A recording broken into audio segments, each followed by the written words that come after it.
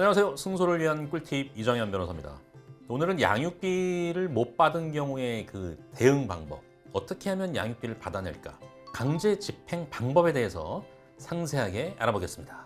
근데 양육비는 강제 집행 방법이 뭐가 있을까? 이게 문제거든요. 크게 나눠보면 두 가지로 나눌 수가 있어요.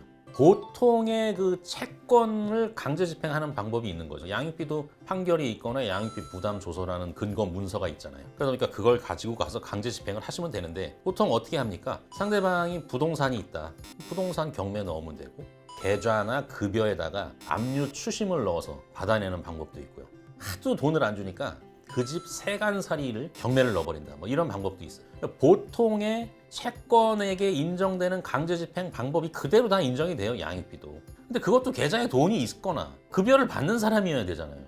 그러다 보니까 일반적으로 인정되는 강제집행 방법이 한계가 있는 거고, 그런 경우에 양육비에만 인정되는 특별한 강제집행 방법이 좀 몇 가지가 있습니다. 이거를 좀 잘 알아두셔야 돼요. 먼저 이제 이행명령이라는 게 있습니다. 이행명령. 그 다음에 감치명령. 그거에 이어져서 하는 게 운전면허 정지, 출국 금지. 그 다음에 이제 아예 그냥 공개를 해버리는 제도가 있죠. 첫 번째, 이행명령. 이행명령은 뭐냐? 양육비를 지급을 안 해. 이혼했는데. 그럼 양육비 이행명령이라는 거를 가정법원에다가 청구를 하는 거예요. 예전에 내가 이혼 소송 얼마나 힘들게 했는데 또 소송을 해? 약간의 소송이긴 한데, 그 소송을 하면 법원에서 재판을 한번 열어서 어떤 걸 해주냐면, 당신 왜 아빠한테 양육비 지급 안 해? 무슨 뭐 특별한 사정이 있어? 자, 지금까지 밀린 양육비 뭐 언제까지 꼭 지급하세요 라고 이제 양육비 이행 명령이라는 걸 주는 거예요. 다음에 좀 더 강력한 절차로 가기 위해서 이 이행 명령을 받아야 돼요. 이행 명령이 나오고 진행된다는 얘기는 위험한 상태가 된 거야. 굉장히 강력한 강제 집행 방법이 이제 들어오게 되는 거야. 이행 명령이 결정이 나면 상대방이 지급을 하는 경우가 많이 있습니다. 그러니까 이행 명령을 꼭 거쳐야 돼요. 요거 다시 소송하기 비용 들어가고 시간 걸리고 안 하려고 막 그러시는 분이 있는데, 다음 절차들을 진행을 위해서 반드시 선제적으로 해야 되니까 이거는 하셔야 돼요. 돈이 좀 들고 시간이 들더라도 반드시 해놔야 돼. 이행명령. 자, 이행명령을 받았는데도 또 지급을 안 해. 그런 경우에 이제 감치명령을 청구할 수가 있는 거예요. 감치명령이 뭡니까? 사람을 가두는 거예요. 구속해버리는 거예요. 감옥에다가. 30일의 기간 동안 이제 가둬버리는 거예요. 대부분 양육비를 못 받은 이 부모님들, 특히 이제 엄마분들이 이 감치명령을 빨리 좀 해줄 수 없느냐. 너무 안 준다. 근데 아까 말씀드린 대로 감치명령을 하려면 이행명령이 있어야 감치명령으로 갈 수가 있는 거예요. 이행명령을 받고도 3개월 이상 또 연체다. 그런 경우에 감치명령을 받아주는데, 감치명령은 30일 정도를 해줘요. 30일. 그럼 보통 돈을 구해와가지고 이제 양육비를 이제 완납을 하죠. 그래서 자, 그런데 감치명령을 받아도 안 주는 사람들이 있어요. 깜빵 갔다 나왔는데도 안 주는 거야, 이제.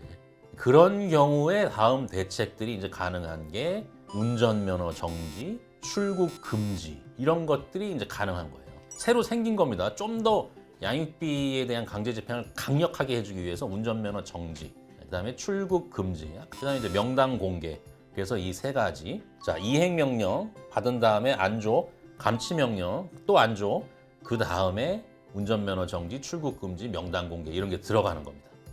그러니까 이 모든 절차를 하기 위해서는 이행명령을 빨리 받아야 된다는 거예요. 자, 이렇게 우리나라가 제도를 좀 개선해서 양육비를 못 받은 엄마나 아빠가 조금이라도 돈을 받을 수 있게끔 제도를 만들어 놨는데, 그래도 지급을 안 하는 사람들이 많죠. 아주 실효성이 높은 뭐 제도는 아니다. 그러나 시도는 해봐야 된다. 자, 문제는 이런 것들이 이제 돈이 들어가고 비용이 들어가기 때문에, 안 그래도 지금 돈이 없어서 애 키우는데 돈이 없는데 변호사 선임하려니까 또 돈 들죠. 그러다 보니까 이제 국가에서 만들어 놓은 게 양육비 이행관리원이라는 데가 있죠. 여기 가면 이제 무료로 뭐 이행명령, 감치명령, 출국금지, 운전면허 정지, 이런 거를 좀 해주는 곳이에요. 이행관리원이. 굉장히 이용들을 많이 하시죠. 근데 문제는 뭐예요, 이게?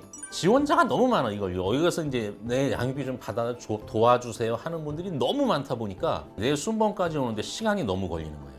2, 3년 그냥 지나가 버리는 거예요. 차라리 내가 변호사를 선임해서 좀 빠르게 진행하겠다, 이런 분들도 생기는 게 바로 그런 이유 때문에 그런 거죠.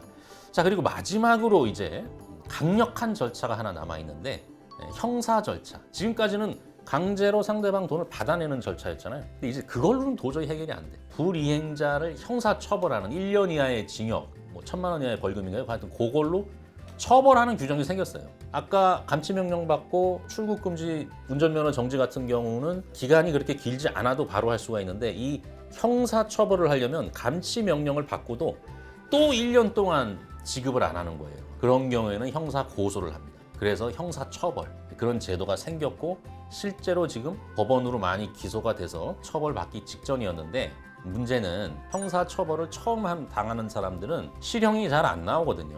그리고 대부분 양육비 지급을 잘 안 하는 사람은 경제적으로 좀 어려운 분이 있는 건 맞아요. 자기도 힘드니까 지급을 안 하는 거거든.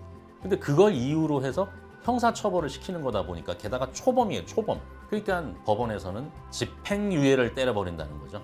그러다 보니까 이게 실효성이 있느냐, 이런다고 지급을 하느냐. 물론 지금 말씀드린 이행명령, 감치명령, 출국금지, 운전면허 정지, 그다음에 형사처벌, 이 절차들로 인해서 지급을 하는 아빠도 많이 있죠. 비양육자 엄마일 수도 있고. 그러나 전반적인 통계로 볼 때 이걸로 해결하기는 좀 어려운 상황이다. 결국은 이건 이제 제도 개선이 돼서, 독일이 그렇게 하고 있죠. 국가가 일단 양육비를 지급을 하고요. 조금 금액이 아주 세진 않지만. 그리고 국가가 쫓아다니면서 추심을 해야 되는 거예요. 복지 제도 차원으로 양육비를 해결해야 된다는 거지. 요즘 뭐 출산율도 떨어지고 그런데 이것도 좀 복지로 어느 정도는 해결을 해줘야지. 이거를 그냥 방치 상태로 그냥 엄마 아빠의 싸움으로 그냥 팽개쳐 놓으니까 해결이 안 되는 거예요. 양육비 못 받는 사람이 여전히 많습니다. 자, 오늘은 양육비에 인정되는 일반적인 강제집행 방법과 특수한 강제집행 방법, 그리고 형사처벌에 대해서 상세하게 한번 살펴봤습니다. 자, 오늘 영상 도움이 되셨다면 좋아요, 구독 버튼을 꼭 눌러주시기 바랍니다. 고맙습니다.